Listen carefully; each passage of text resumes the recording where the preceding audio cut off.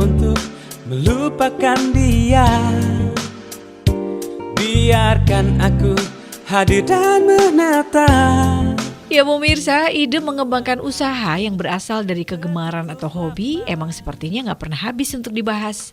Dan hal itu telah menjadi sumber inspirasi bagi banyak orang bahwa mengerjakan sesuatu yang kita sukai kemudian dipadukan dengan sisi komersil niscaya akan berpeluang besar mencapai kesuksesan.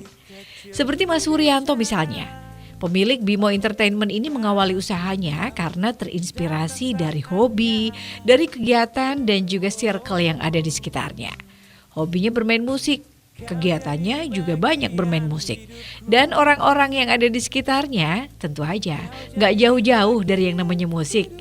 Hingga muncullah ide untuk merintis dan menjalankan sebuah usaha di bidang jasa hiburan musik yang bergenre dangdut, Bimo Entertainment, yang ia bangun di tahun 2009. Kecintaannya pada dunia musik membawanya untuk mencoba membuka usaha penyewaan audio system yang dalam perjalanannya mampu berkembang menjadi sebuah persewaan jasa hiburan lengkap.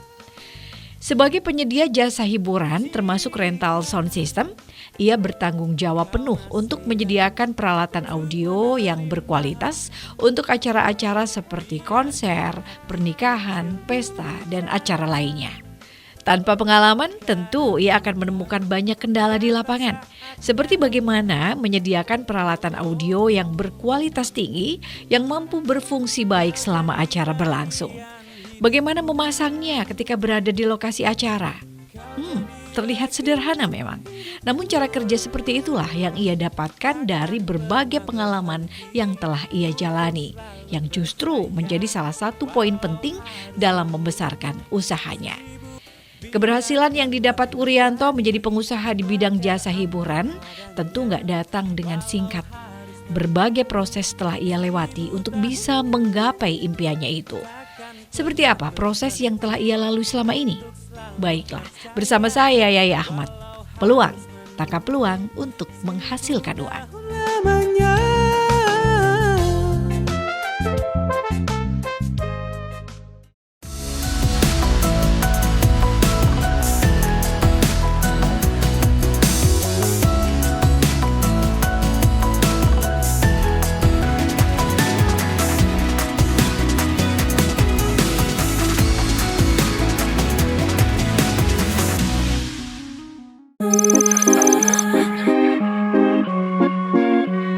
Jadi Bimo Entertainment itu awalnya dulu itu berdiri karena dari salah satu keluarga saya itu bergerak di bidang entertainment, artinya di hiburan panggung gitu. Terus basic saya sendiri itu dari kecil itu memang suka musik gitu ya. Cuman karena orang tua zaman dulu kan belum terlalu menyupport dalam hal musik. Dulu kan pengennya biar jadi insinyur, biar jadi kuliah jadi apa, mungkin di kantor apa gitu. Terus berjalannya waktu, saya lulus sekolah SMA. Saya lulus sekolah SMA, teman-teman saya kuliah semua itu. Sedangkan pada waktu itu orang tua saya belum ada uang untuk bisa menguliahkan saya. Karena memang saya masih punya kakak 2, itu masuk kuliah semua belum lulus.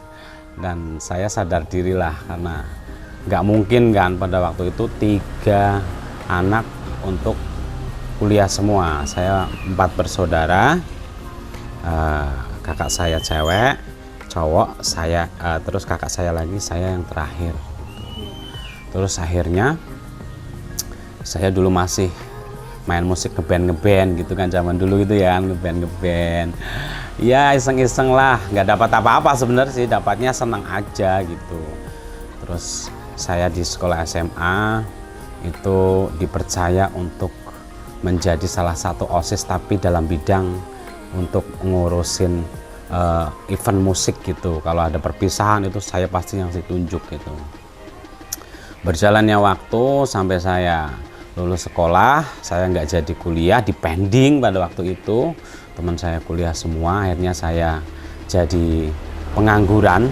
Tapi tetap saya masih kiprah di dunia musik itu, ngeband lah apa. terus ngelesin anak-anak SD itu dulu.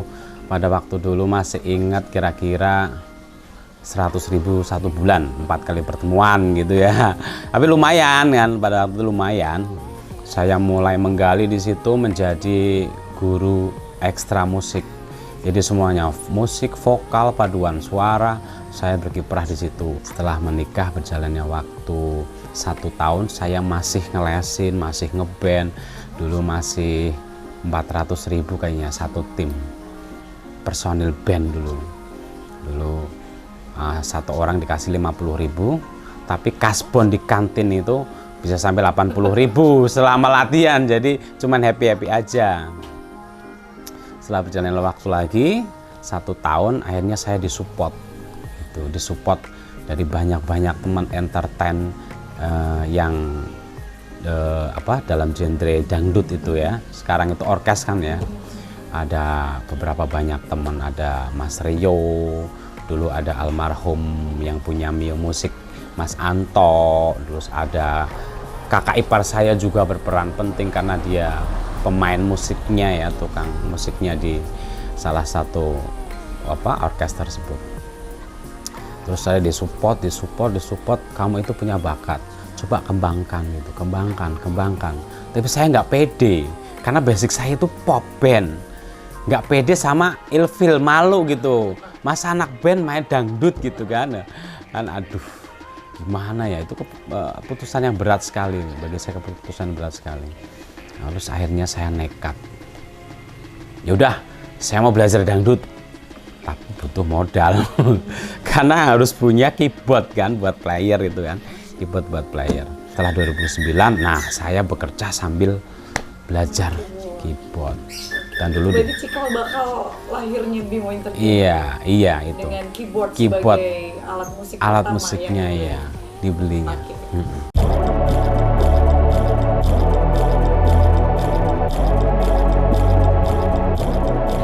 Di zaman serba digital saat ini, usaha apapun harus adaptif jika ingin bisa bertahan di pasaran.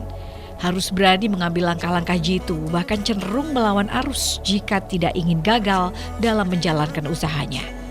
Tidak terkecuali usaha jasa hiburan musik.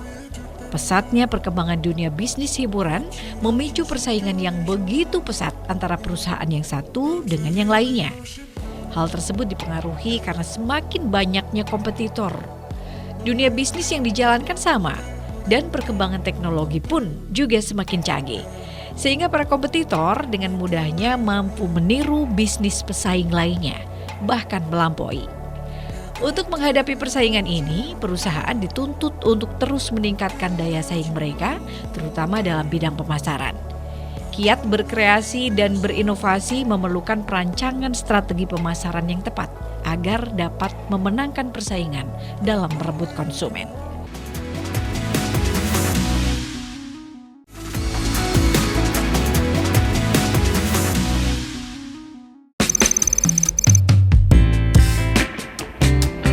Saya ragu gitu ya, karena saya belum tahu kan, awalnya ragu. Apa saya bisa gitu? Apa saya bisa? Saya dari anak band lari ke dangdut. Pada waktu itu saya belum tahu sistem marketingnya gimana, pemasarannya gimana. Saya nggak tahu. Saya hanya sharing sama teman-teman itu. Udah jalani aja, nanti juga gedok tular bahasa Jawanya gitu.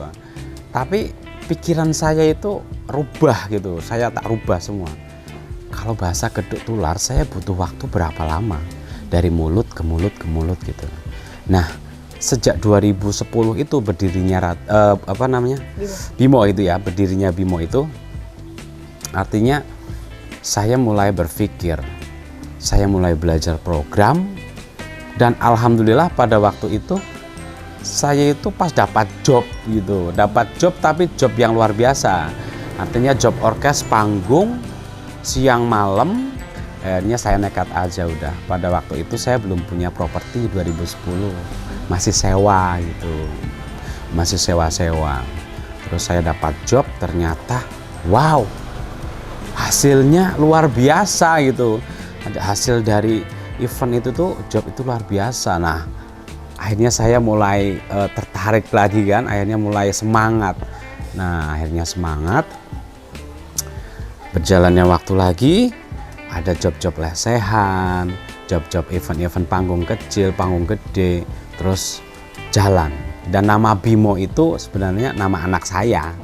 Itu nama Bimo itu anak saya. Jadi saya kasih nama Bimo Entertainment itu anak saya lah. Itu saya memang buat brandnya di situ. Terus akhirnya saya mulai berpikir nih, dari temen tempat cerita gedok tular kelamaan, akhirnya saya door to door nekat. Jadi dengan saya terjun di situ, orang baru di entertain, tapi saya nekat aja nih. Kenapa nggak harus saya lobby? Karena di situ job yang menguasai biasanya para perias-perias itu kan. Saya lobby ke perias. Ya, assalamualaikum Bu. Perkenalkan saya dari Bimo, saya seorang player gitu. Dan perias itu banyak yang cuek sekali. Artinya responnya itu sangat cuek banget, nggak terlalu respon karena mungkin mereka sudah punya langganan sendiri kan. Tapi tetap saya nekat. Saya kasih kartu nama, semua saya sebar. Saya tunggu 1 bulan, 2 bulan, nggak ada yang masuk. Aduh, gimana ini? Setelah Lebaran kan banyak job-job di situ. Mungkin ada kendala para perias itu, mungkin pala yang ngejob nggak dapat ya, nggak dapat vendor player penyanyi. Akhirnya saya dihubungin, satu masuk meeting, masuk lagi job. Wah, alhamdulillah. Terus berjalannya waktu dari job itu lancar, alhamdulillah. Nah, kebanjiran.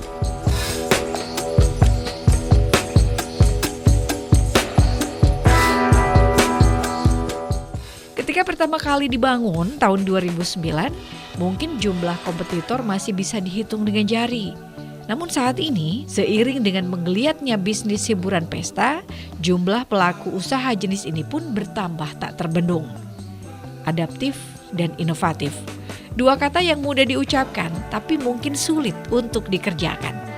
Dan beruntung, Mas Wuryanto sangat menyadari hal tersebut. Banyak langkah yang kemudian ia ambil yang ternyata membawa dampak menyehatkan bagi usahanya.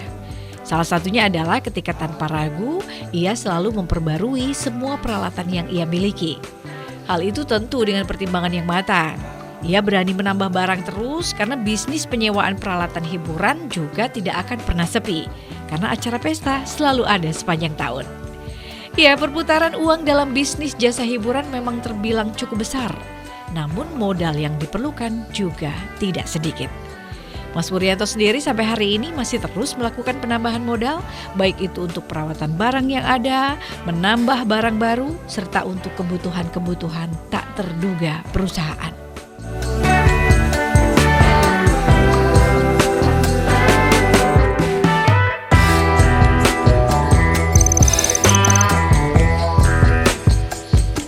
Ditawarkan berarti saya paketannya mulai dari paket lesehan untuk wedding, paket sunatan ada, terus paket orkes semi, itu orkes mungkin orger gitar kendang suling gitu lah, terus paket orkes full dulu belum ada waktu dulu, belum rame lah gitu, masih panggung-panggung reaching ukuran standar gitu.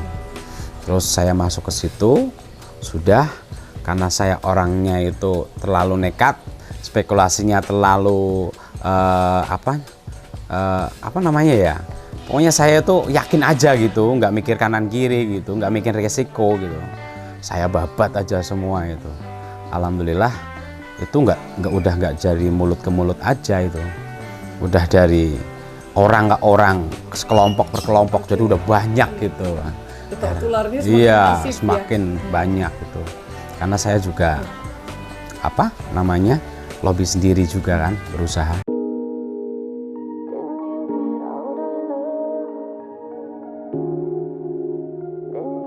Keputusan pria energik ini untuk menjadi wirausaha ternyata tidak salah. Karena usaha yang saat ini ditekuninya ternyata amat prospektif. Terbukti permintaan untuk menyewa jasa hiburan Bimo Entertainment datang dari berbagai pelosok.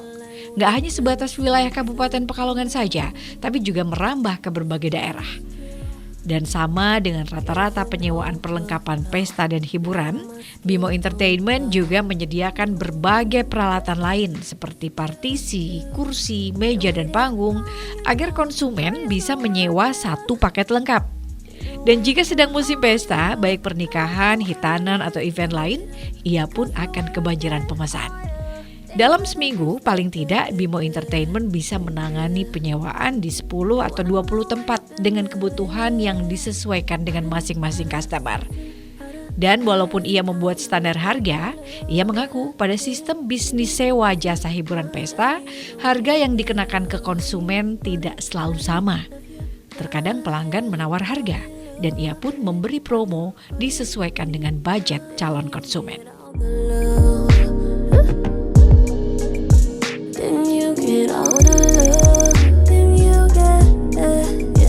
Sistem sewanya itu jadi dulu mengikuti pasaran.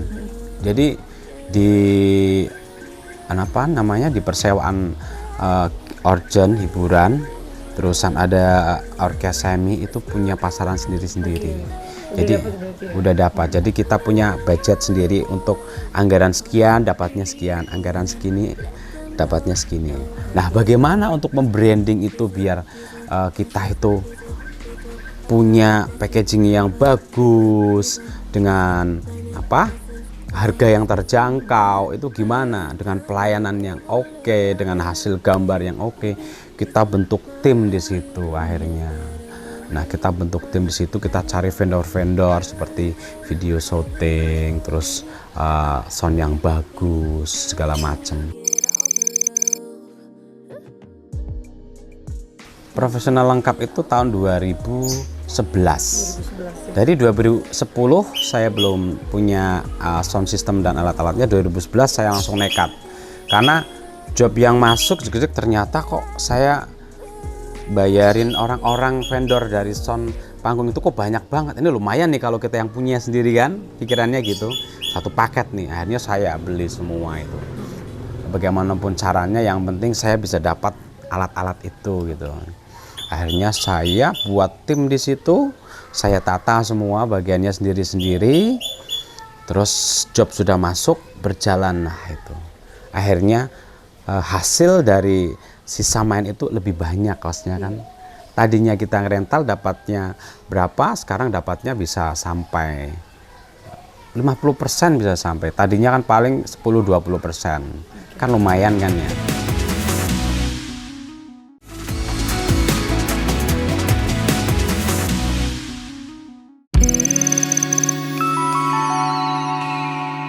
Yang namanya proses itu memang kan butuh waktu.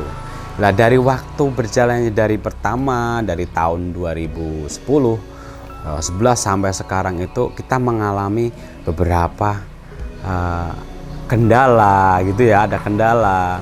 Nah, kita itu tetap kita buat jadi bahan pembelajaran kita.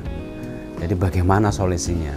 Setiap ada kendala kita meeting, setiap ada kendala kita meeting.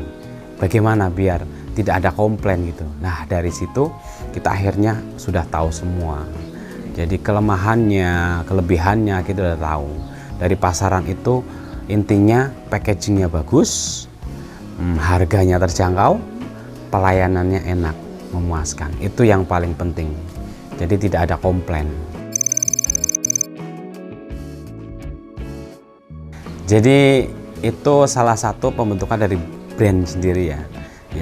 Jadi brand sendiri itu bagaimana caranya brand Bimo itu biar bisa bertahan gitu artinya ya. Nah, dari brand itu kita selalu mengikuti sebuah event-event untuk branding sendiri ya, untuk branding sendiri. Mungkin event pameran, event-event ada event-event mungkin dari kantor-kantor apa, kita support semua gitu. Jadi kita support brandingnya itu Bimo gitu, brandingnya Bimo. Itu mungkin bisa dikatakan kita nggak dapat apa-apa, justru malah kita kadang keluarin duit, tapi hitung-hitung itu investasi kita. Nah, karena dari jalan itulah kita bisa membangun branding Bimo ini. Malah sekarang lebih enak lagi gitu, adanya Instagram, Facebook gitu kan ya, itu enak lagi. Nah, kita branding melalui medsos dengan adanya konten-konten yang bagus, konten-konten yang kreatif, konten-konten yang spektakuler. Dengan adanya konten itu, kita pernah ada event di mana yang event-event eksklusif kita posting terus. Intinya kan satu, untuk usaha itu apa yang mau dijual kalau barang gitu kan. Apa yang mau dijual, produknya harus apa, pasarannya gimana, terus yang paling penting juga kita membangun brandingnya itu, brandnya itu. Kita cari brand yang benar-benar mudah diingat, familiar, nggak terlalu muluk-muluk banget gitu. Pada dasarnya manajemen itu kuncinya itu salah satunya itu.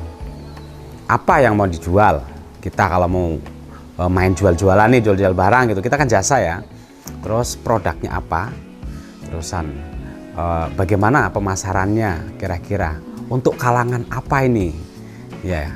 Terus kira-kira harganya itu kita pantau bagaimana di antara pengusaha-pengusaha itu masuk nggak? Terus kita bikin brandnya itu biar benar-benar eksklusif.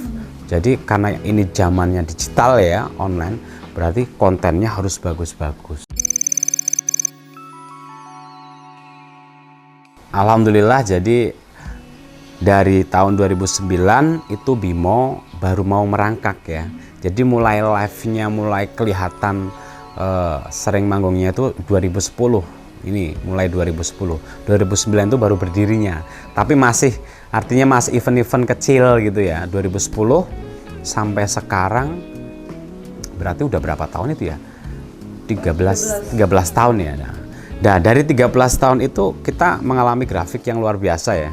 Karena persaingan juga kan, persaingan juga. Nah, makanya dari persaingan itu kita harus pinter-pinter artinya melihat toko sebelah, bahasanya gitu ya, toko sebelah. Bagaimana sih kok itu bisa bagus? Apanya? Kita ambil sisi baiknya. Yang sebelah sana, toko sebelah sana gimana sih?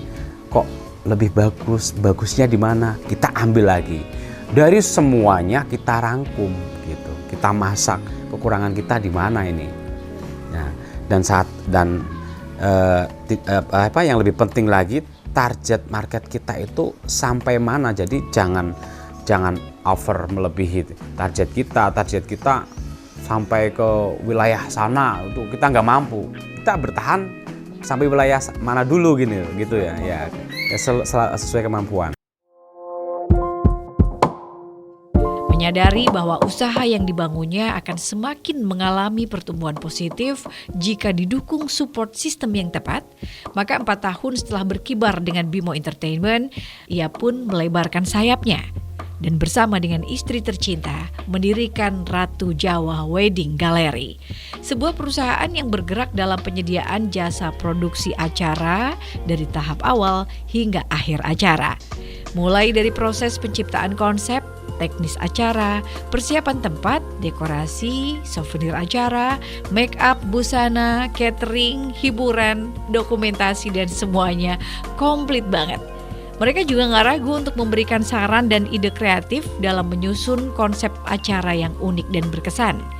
Harapannya dengan menggunakan jasa mereka, customer dapat lebih merasa tenang karena segala persiapan acara akan diurus dengan profesional dan terorganisir dengan baik.